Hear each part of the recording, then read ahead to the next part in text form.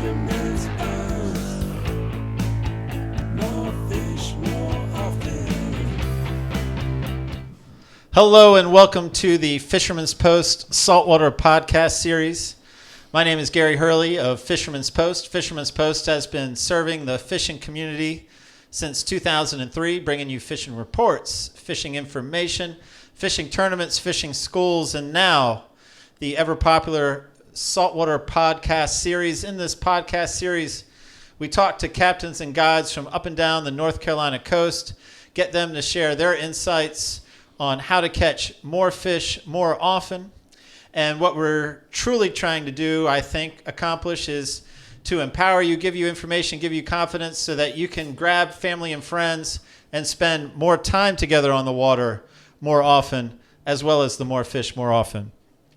This episode, I am joined by Ryan White of Hatteras Jack and Century Fishing Rods. So he is the owner of Hatteras Jack Tackle Shop out in Rodanthe. He is the U.S. designer and distributor for Century Fishing Rods. The topic we're going to cover today is summer surf fishing opportunities. Summer surf fishing opportunities. And the conversation is going to go to such places as structure, tides, lures, and bait. So we're going to try to cover a whole bunch of information in this podcast, a whole bunch of surf fishing information coming from Ryan out on the Outer Banks, Rodanthe to be specific. And this episode, I'm joined, as I am every time, by my co-host Billy Thorpe of Thorpe Creative. How you doing, Billy? Oh, you guys, hold the applause. Hold the applause. I'm doing good, man. How are you? Man, that was a great It's like welcome. how I just came and did my own applause. That is. You got me. How come Awesome. Gary didn't get any applause? Whoa, Ryan. Don't say anything yet. Nobody knows you're here. Oh, sorry. No, you're good, dude. You're good. Man, doing good, Gary. Doing good. Good to be back on another episode. Really going to enjoy this, man. Love Ryan. Met him several times over the years and hung out with him at some tackle shows, so learned a lot already, but look forward to today.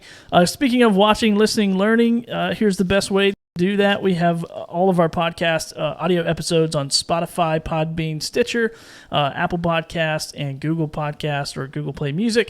And then also you can watch the video version on YouTube. So make sure you subscribe and share.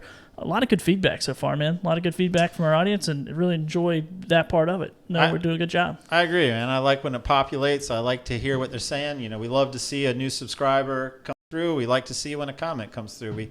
We absolutely pay attention. We absolutely, hear what you guys have to say, and we appreciate it. Hope you continue to do so. Yeah, absolutely. And making that possible is our sponsor of this episode is Marine Warehouse Center here in Wilmington, North Carolina. So I got a quick message from them, and we'll be right back.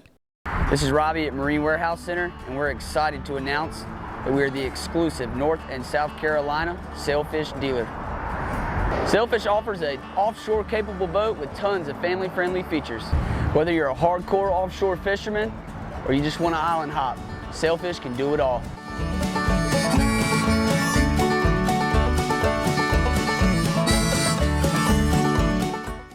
All right, and some music got some head bob in here. I like it. Yeah, man.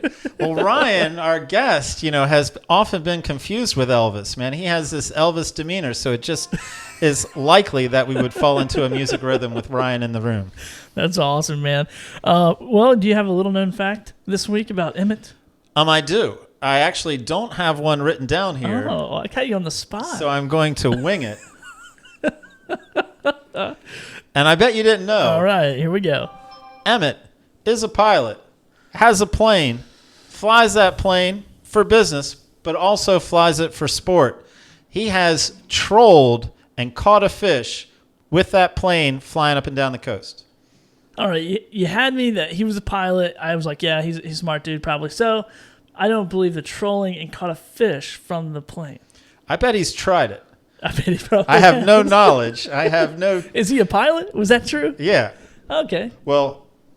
he flies a plane. I don't know the legalities there, so maybe we need to vet this issue before let's see. Before it airs. I better hit the edit But you're button. right. He's a dynamic dude. All right. And we love the guys at Marine Warehouse. Just got my boat back from them.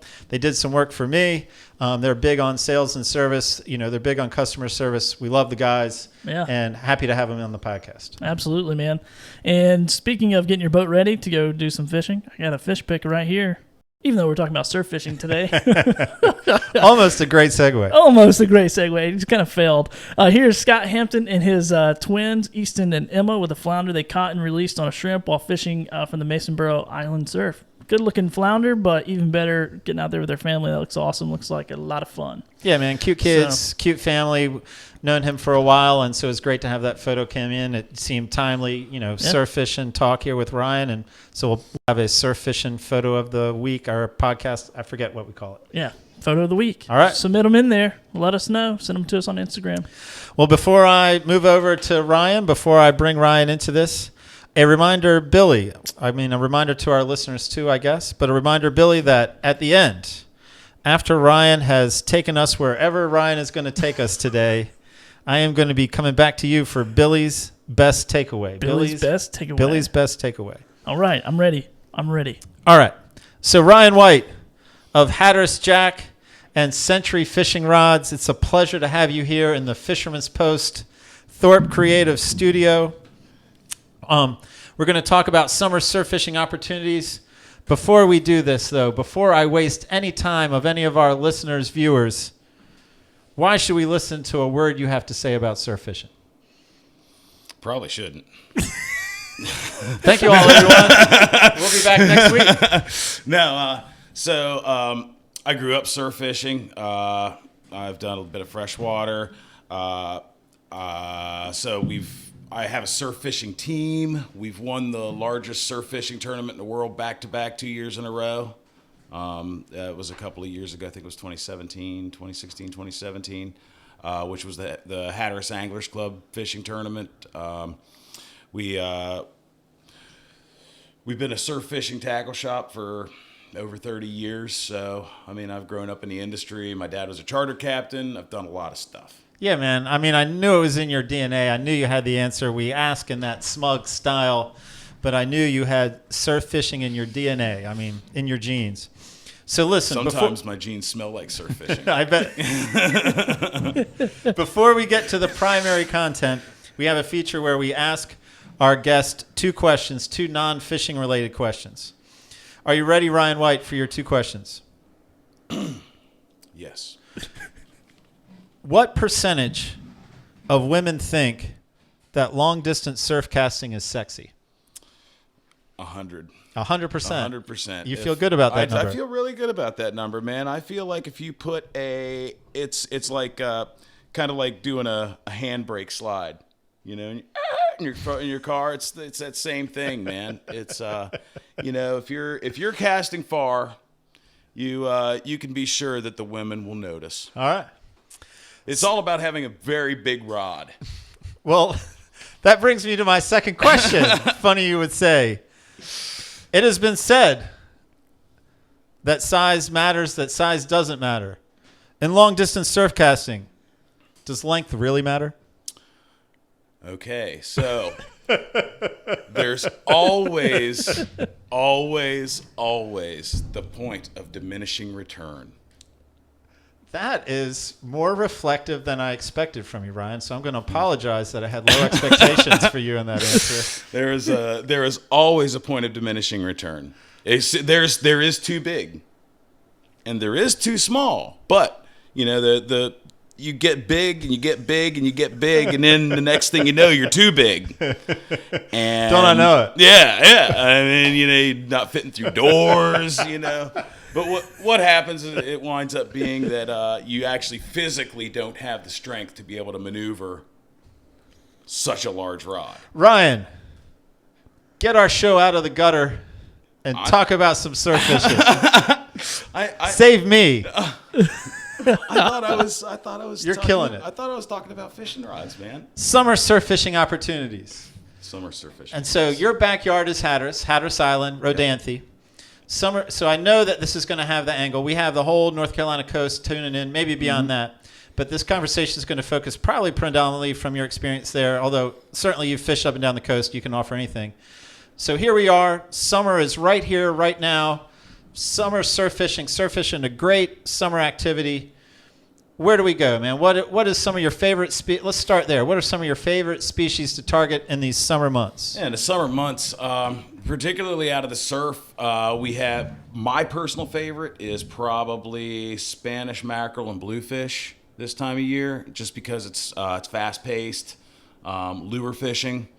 I really, that's kind of been my thing here lately, along with the fly fishing. So, just not really. I'm personally not doing a whole lot of bait fishing these days, unless it's in my backyard. But. And will that bluefish and Spanish opportunity exist all summer long, or does it slow and it makes more sense to go bait? They pretty much all summer long they hang in there.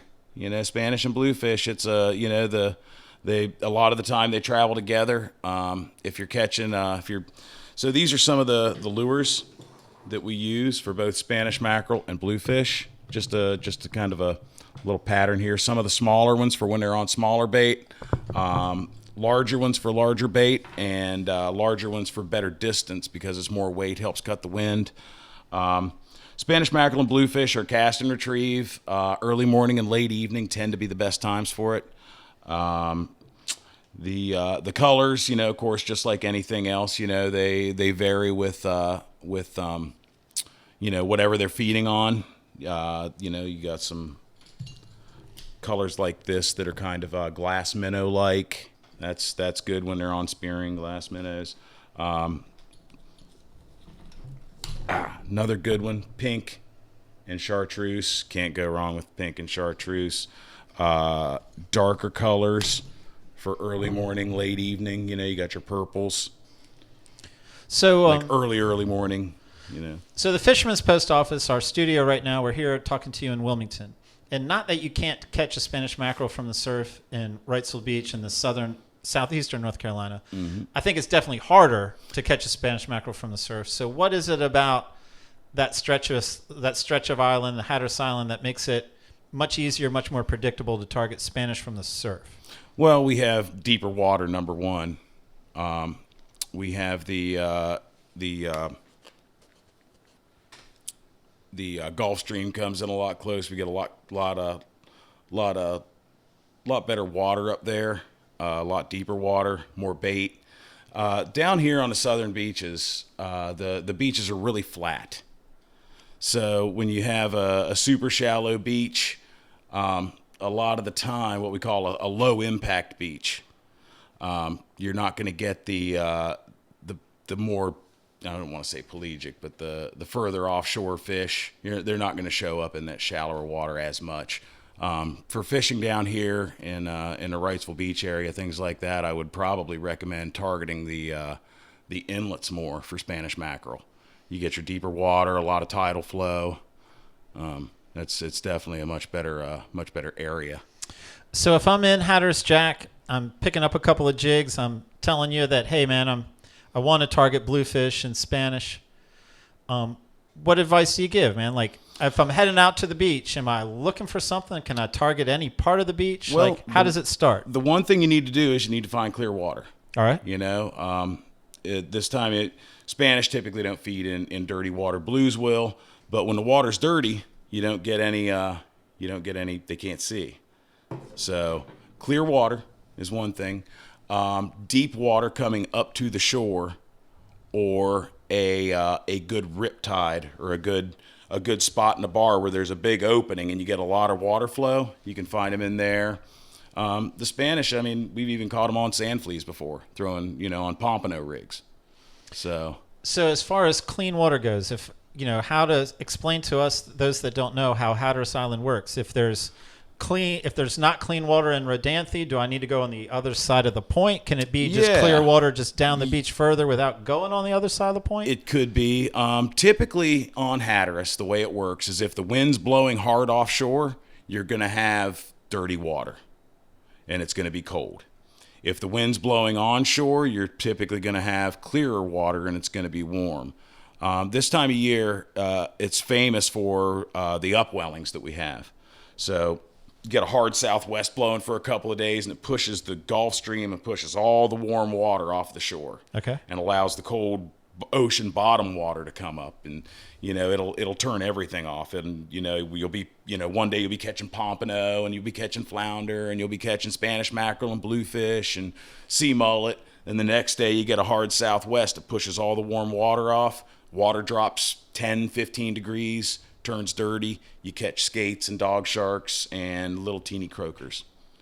So it's, that's kind of the way things go in Hatteras. Then what about you? I think one of the second thing you mentioned was deep water. Are any of those townships, Avon, Buxton, Frisco, Rodanthe, more famous for having more deeper water closer in? So pretty much from Cape Point on up, you have a higher impact, what you call a high impact beach. So you have the deeper water coming closer to the shore, and normally you also have like a lot of places you'll have an outside break also. You get down to like Frisco beaches, just south of the point, it starts to shallow up and get real flat, almost like Carolina Beach down here is. You get down like towards Frisco Pier, Frisco Rod and Gun, down in that way. You have a much flatter beach, so it's you're not going to see as many Spanish and things like that. It's good pompano fishing down there a lot of times. Good sea mullet and pompano. And then the last thing I think you said was you look for breaks through the outer bar, like you look through a trough or something like that. Yeah. How is Billy? Let's use Billy as an example. How is Billy going to walk out on that beach and figure out where a break in the bar is that he should target? All right, so if you're scouting, And remember, we're talking Billy, so we got to keep it simple. What you need to do is get a tide chart. Okay. Start out with a tide chart. Find your low tide. All right. And there's normally 2 columns on the tide chart.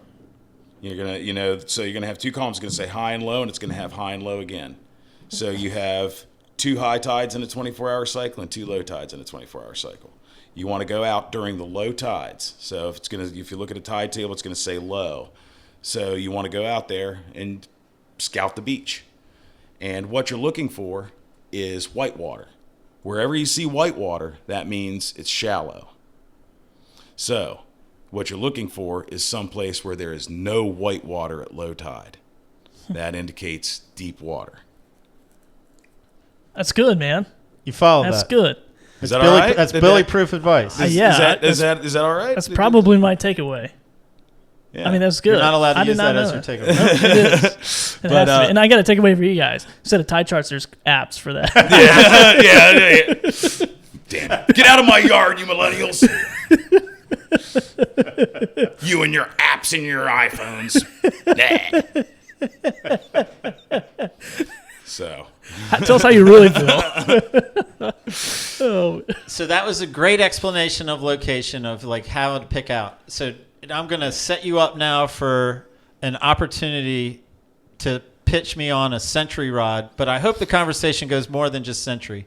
If I'm planning on going out and casting, I'm casting for bluefish and Spanish, what kind of rod, what kind of outfit am I looking for, and why? So most of the time when I'm selling somebody a lure rod, I try to push them more towards a parabolic rod. Typically, it's a lot easier to cast. But if you're looking at a Century, I would recommend something in the stealth line. Hey, hold on 1 second. I don't know what that means. I know you're going to ask me. I'll give you $1 if you tell me what parabolic rod I have is. no All right, idea. so That was my all question. right, let me back up then. So Another takeaway, I don't know what parabolic means. So it means it bends all the way through. So you have a fast action rod, which just bends right in the very tip. Okay. And it's stiff all the way down. You have a parabolic rod, which bends all the way through in an even uniform arc. Okay. So it's softer typically. It might not get you the ultimate distance, but it's going to get you easier distance.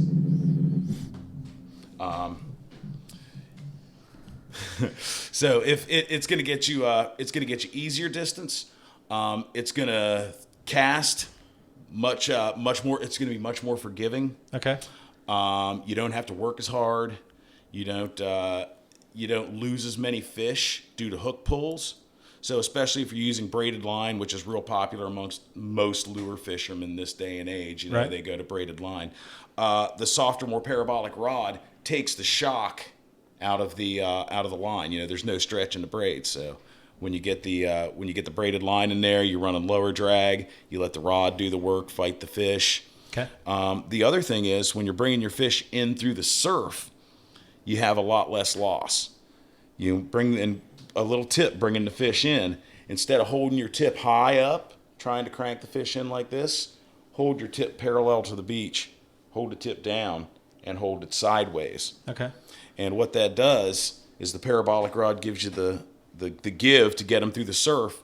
And when you hold your tip up high, it gives the fish an opportunity to get his head out of the water and thrash. And a lot of the time, that's when you're going to lose your fish. Okay. I mean, I follow all that. What about weight class on the rod? Weight class, most of the time, you're looking for something lighter. Somewhere between a 1/2 ounce and 4 ounce lure rating.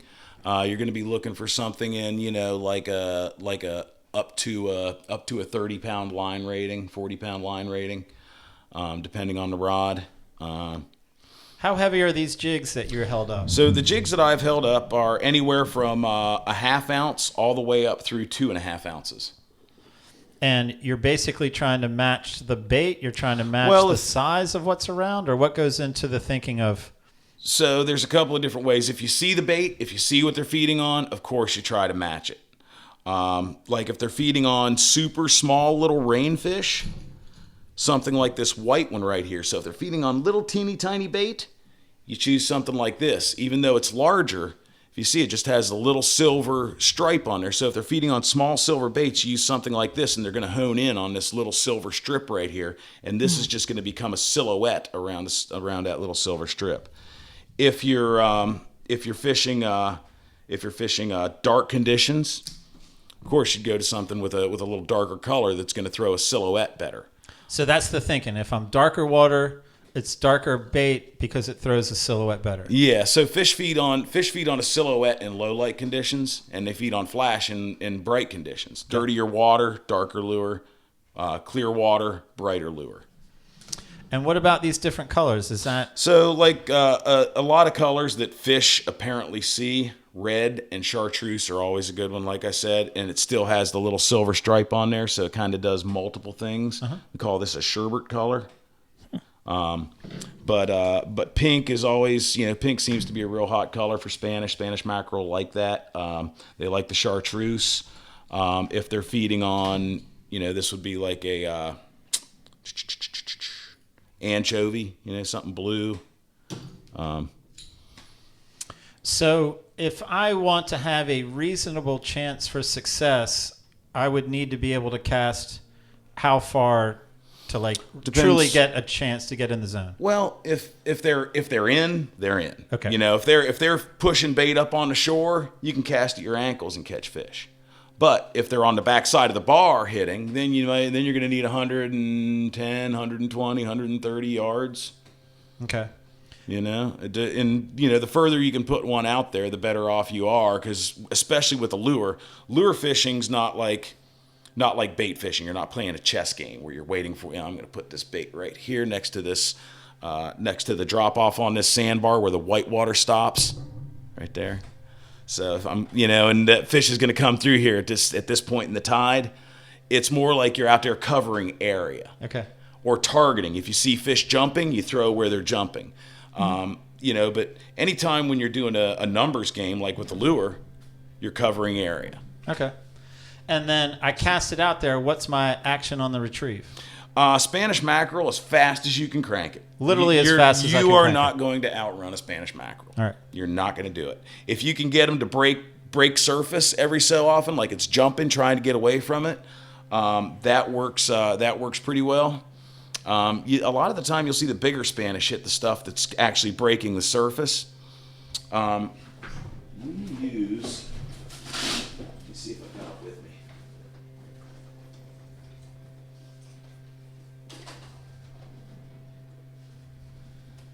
These little guys right here are awesome surface lures for Spanish mackerel. I've never seen it. It's called a squid Z. I actually had, these are some of the last of them I've got right now, but a lure company out of New England called 24/7 makes them.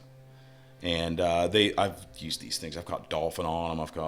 But these guys right here are a killer Spanish mackerel lure. And anything like this, there's another company. So is that basically a top? That's not a top water. Is it going to float? No, it does not float. You have to keep it there with speed. Okay.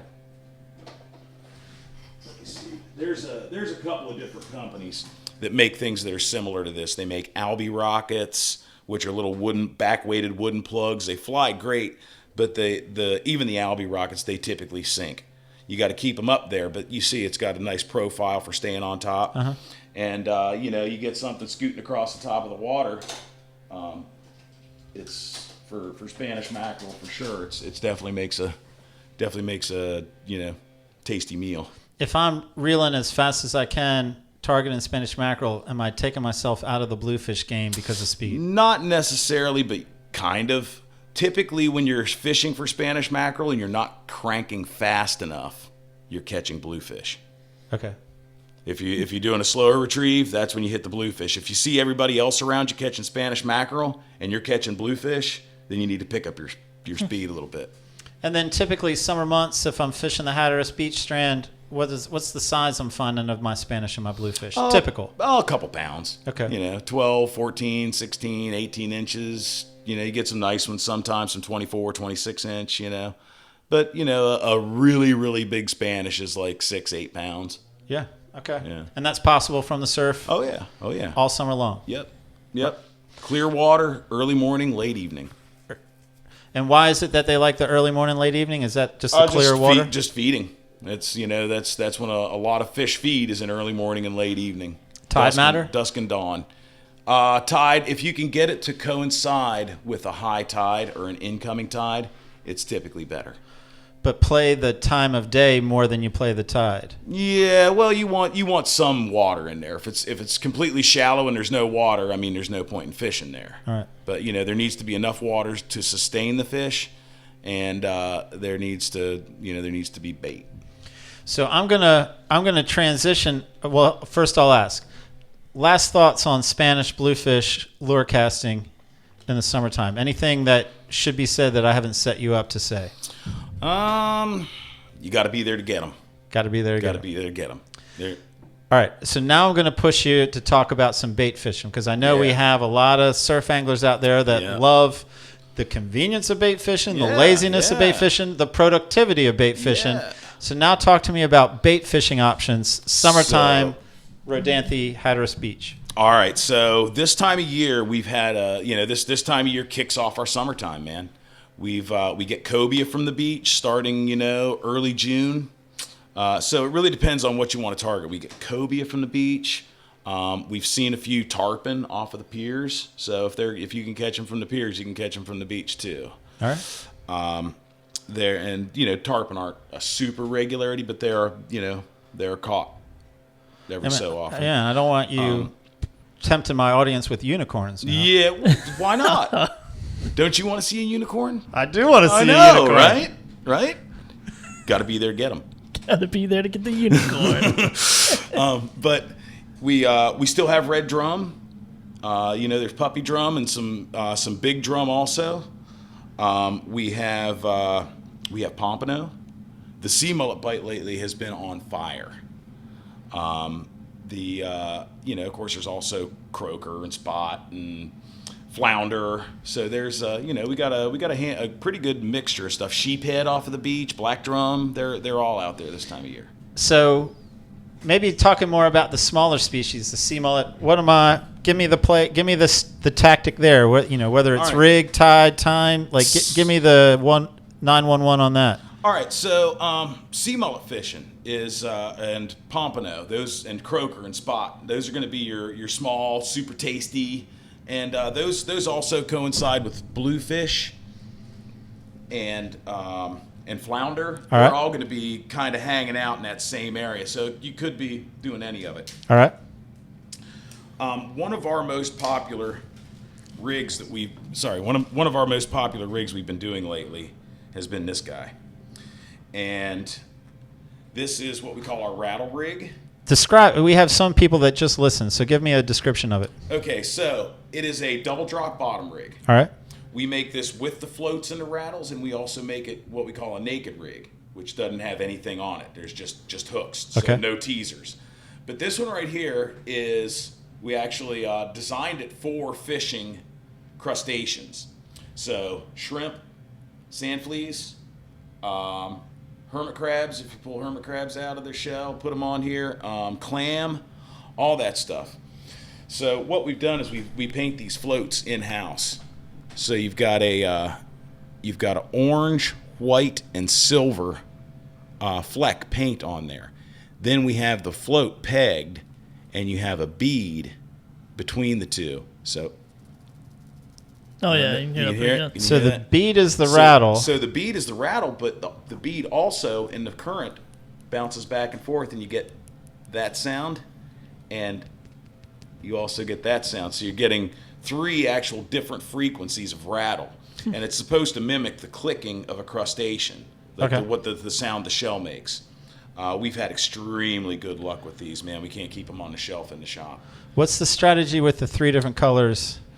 So the orange, just like these guys, chartreuse pink. This one's orange, but we did the orange on these guys. We make a color just like that one too. But the orange on these is to mimic a sand flea egg pouch. Okay. A lot of the time, the fish target the sand fleas with the orange egg pouches. More food, but more bang for the buck, man. It's like getting a supersize. Right. Mm-hmm. Who doesn't want a supersized sand flea? Right. I do. I want a supersized sand flea with a side of eggs. So, and here's so this works really well with sand fleas. Works really well with shrimp, clams, hermit crabs. Like I said, thing to hooking sand fleas. I'm listening. All right. So sand fleas. A lot of people make the mistake of taking the sand flea and hooking it through the belly and bringing the barb of the hook out the back, the hard side of the shell. All right. You want to take it and you want to put it through the shell, the hard shell, and push it out so the barb of the hook comes out underneath the little flap on their belly. If you look at the bottom of the belly of a sand flea, there's like a little flappy thing. It kind of lays there, and that's also where the eggs tend to get stacked. That's where they hold their eggs at. So if you take the hook, put it through their back and out the belly under the eggs, that's how you hook a sand flea. Why? Because they hit them from the belly. So a lot of times people are like, man, I keep coming back and I get this shell. That's the sand flea shell. I'm like, how are you hooking it? Well, I'm like, I'm taking the hook and I'm putting the hook through the back of the shell. So the fish are coming by and they're scooping all the goodies out and they're leaving the hull of the shell, and the shell's actually protecting the barb of the hook from the fish getting it. Gotcha. Now, granted, you get a big boy comes by and he just eats the whole damn thing, doesn't matter. But that happens a lot when they're being picky, especially when the water's really clear. And when the water's really clear, you would want to go to something like this guy right here. It's a naked one with no rattles or anything. If you get the water where it's too clear, this starts to spook them. This will actually spook them instead of attract them. You want to fish these. You can fish them out long if you have the ability. If you have a century rod, you can reach out there and hit that outer bar. But if you can't hit the outside bar, what you want to do is you want to search the shoreline for spots where the waves kind of converge. Like the waves will wash up on the shore and they'll all kind of converge together and they'll funnel back out in one spot. And when you see those waves funneling back out, a lot of the times it'll create a muddy plume of water underneath, right at your feet. Right where the waves are churning. And that's all the further you need to cast. And a lot of the time, we will actually use a teardrop sinker like this or a disc sinker like this for fishing for pompano and sea mullet. And you just kind of pitch it on the edge of the surf, and you just kind of let the surf wash it in and out. So you might have one wave come up, puts it dry on the beach almost, and then it takes it back out and sucks it back out. But the pompano will actually come in and they'll swim on their side, and they'll swim up into the waves in like this deep of water and eat. It's crazy. That is crazy. Yeah, like a lot of the times if you're scooping for sand fleas with a sand flea rake, you'll actually catch pompano. I've caught more pompano in a sand flea rake than sand fleas before. No kidding. Yeah. I mean, it doesn't happen every day, but it happens pretty often where you catch pompano in a sand flea rake. So not a far no, we're just dropping it, letting it sit. Yeah. Because then the Just waves letting are it wash. working it. Yep, and if you're a lot of guys leaving fish like almost like a bass style tackle for these guys, 7, 6, 8 foot rod, something they can just throw 1 or 2 ounces on and just plop it right in the wash and just let it wash back and forth, and they'll hold the rod and you'll just, the line, you'll kind of go slack, and all of a sudden it'll tighten up, and there, that's your man. If I'm feeling it and I'm trying to cast to the outer bar, am I trying to get it just before the bar, right on the bar, just past the bar? It could be any one of those, and it's going to kind of depend on tide. The old rule of thumb is, you hit the, you cast to the edge of the bar where you get a current, a little eddy coming around. Or if it's a long bar, they might be running the inside on an incoming tide. They might be running the outside on an outgoing tide. So, they would be feeding on the leeward side, if you will. Okay. So if the tide's coming in, I always like to start out, on the inside of the outer bar. If the tide's going out, I like to start out on the outside of the outer bar. And so that rig, you're saying with crustaceans, I mean, you can do more, but it's specifically designed for crustacean bait fishing. The Rattle Rig, yep. And that'll also produce my black drum, red drum, flounder.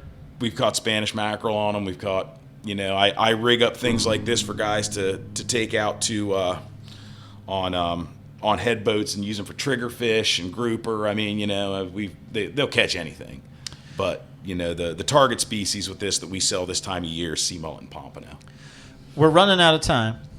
We could go on and on. I mean, I knew this was quite a endeavor to talk about summer surf fishing without really zeroing you in on one specific species, but I think we've done great with hitting it.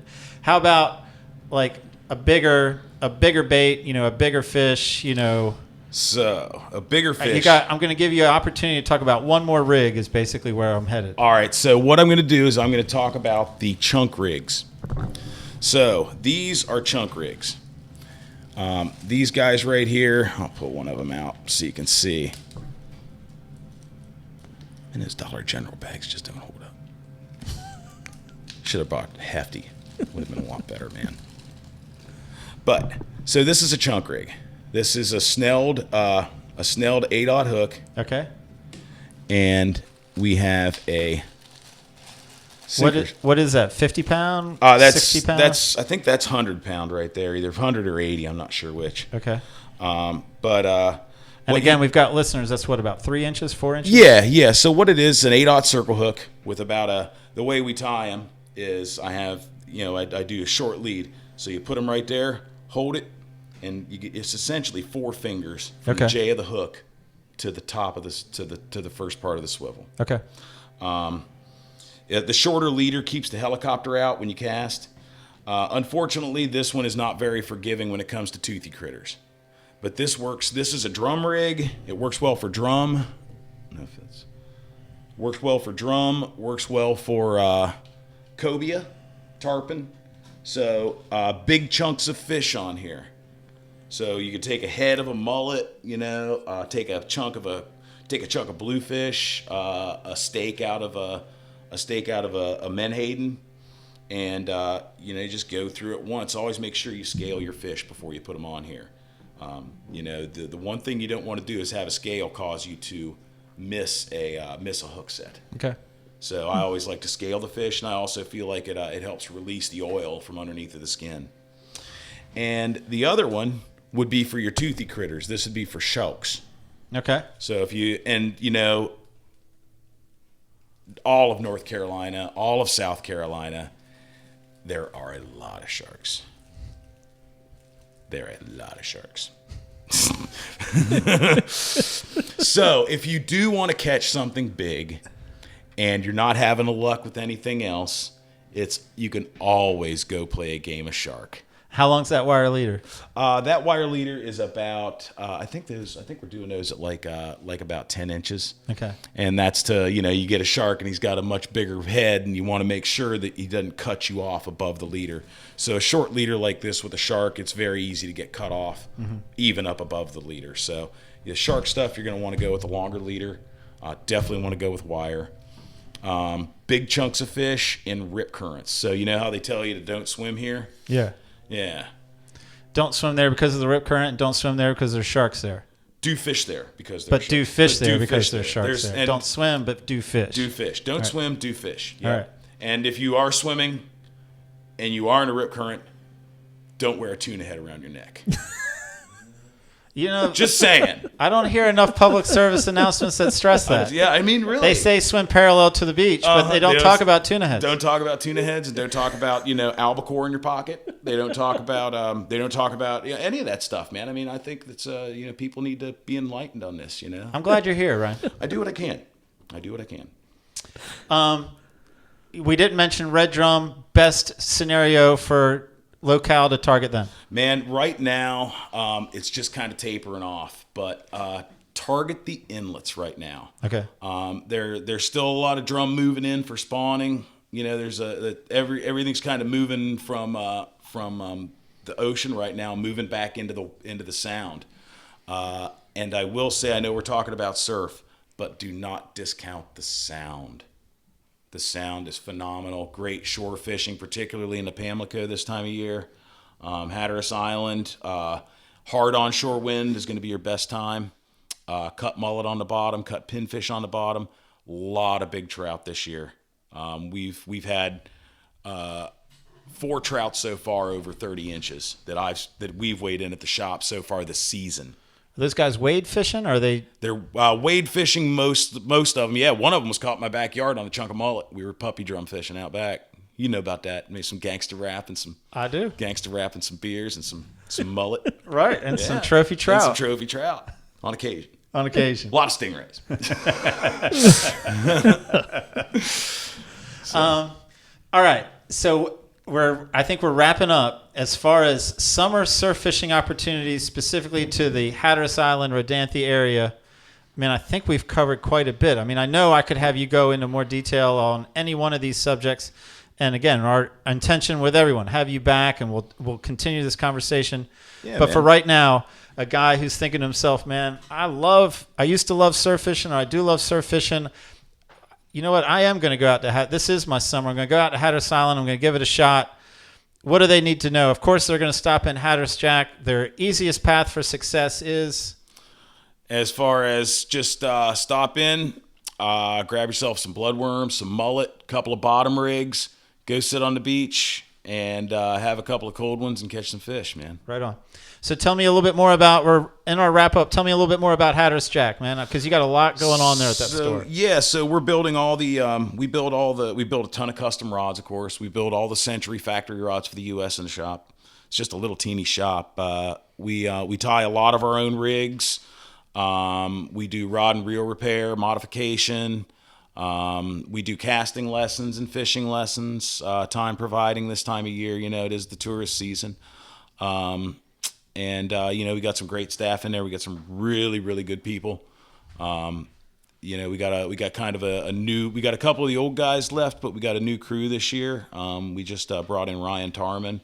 Really, really sharp guy, man. He's doing a great job. He's been surf fishing for a few years now, about 4 or 5 years. So he's got his teeth cut, and we're getting him tuned up. But he is really on it, man. Doing a really good job. We've got Wilhelmina, super nice. She's one of our. She's a midget. She's one of the local girls there from the village. But she's awesome. She's got a really good head about her. We've got Irvin, who is another tournament fisherman. He fishes all the beach buggy and Anglers Club tournament and all that stuff. So really knowledgeable, and he's getting more and more into sound fishing too. Of course, I'm there, and you don't have to bow or anything, but you can if you want. And we've also got, of course, we've got our rod builders that are in there, and Becky's in there. So she's really helpful. She really knows her stuff. She's incredibly good with people. We're really, really fortunate to have her in there too. Speak a little bit more about Century surf rods. Like, I know you're pushing fly rods, but I'm going to keep you away from fly rods. Century surf rods. That rod has a pretty price tag. What do I get for that price tag? So essentially, Century surf rods, all Century rods. Century builds Formula One race car suspension and chassis components, and builds structural components for aerospace. So we're using the same Century's using the same technology, the same processing, a lot of the same materials, including graphene and nanocilia fibers in the resins. We're using autoclave, which ensures a a completely void-free composite. So if you were to take this fishing rod out Yes. and strap a jet airplane motor on it Yeah. and jump Yeah. and turn it on, Yeah. it would be okay. All right. Yeah. I'm going to buy two. Yeah, exactly. But it's just what we've done is we've taken it to the umpteenth degree to make sure it's the best product possible. You get the best casting distance. Century currently holds all the world distance casting records for surf casting. They're just super durable. I mean the graphene allows you to high stick a full carbon rod and it's not going to blow up in your face. We're working with some new 21st century fiberglass, which is actually what this guy back here has in it. That's one of our new weapon rods. All right. So, and the weapon rod, I mean, it's unbelievable. You catch anything from trout to tuna on it, literally. That's crazy. Yeah. Wow. I got guys that are fishing it for trout, throwing stick baits and stuff in the surf with it. And then I got, I was pulling 30, 40-pound tuna a couple of weeks ago, vertical jigging with one of them. So, Right on. So it's pretty interesting little stick. Ryan, thank you for coming in. I think that brings us to the conclusion of our podcast. Excellent. I appreciate you guys having me down here. It's always good to see you, Gary. Billy, also. Yeah, man. Truly, It's good to see you. truly wonderful times. Let's schedule him again soon. Let's do it. Let's get him back on the docket. Cool, guys. Well, I certainly appreciate you having me down, and thanks for everything. And if you need me, just flash the light in the sky, man. I'll be there. Okay, man. Billy, I'm glad I don't have the assignment of Billy's best takeaway, because it's actually, I think, kind of challenging to come up with one best takeaway. So my first takeaway that you said I wasn't allowed to use was the white water, no white water, like deep water, whatever. So that's a good takeaway. My second takeaway is I often find myself when I'm trying to catch a Spanish from the surf, catching a bunch of bluefish. So reel faster is what I've taken away. I'm like, oh, okay, that makes sense. Yeah, the guys trolling will So, tell yeah. you that. If you're trolling too slow, if you're catching bluefish, you want to pick it up. Yeah, I hate Well, I don't hate bluefish, but I'd rather catch a Spanish, right? Or a Yes, mackerel. that is Yeah, the correct that's answer. Correct. If you're asking me to confirm, then yes, what you just said is I just need intelligent. some affirmation here. Affirmation given. Oh man, too much fun, guys. You guys are too funny. What else we got to do here? Oh, I don't know what else we got to do. How to watch, how to listen, how to share. One more time. You can listen on Spotify, Podbean, Stitcher, Apple Podcasts, Google Podcasts, and watch on YouTube. Make sure you like, share with a friend, share with the fishing bud. I don't know why I said fishing bud, but anyway, share that. We really appreciate it. And then also another shout out to our sponsor. You can see their logo down in the corner, Marine Warehouse Center, and just awesome group of people over there. So really appreciate those guys. Anything else, Gary? No, man, I'm smiling. I'm going to have a good time here. I'm going to talk with Ryan more when the cameras are off and we're not recording. And, I'm recording. and go back over some old Hatteras times. Maybe the Max Gaspiny story in there. Oh, man.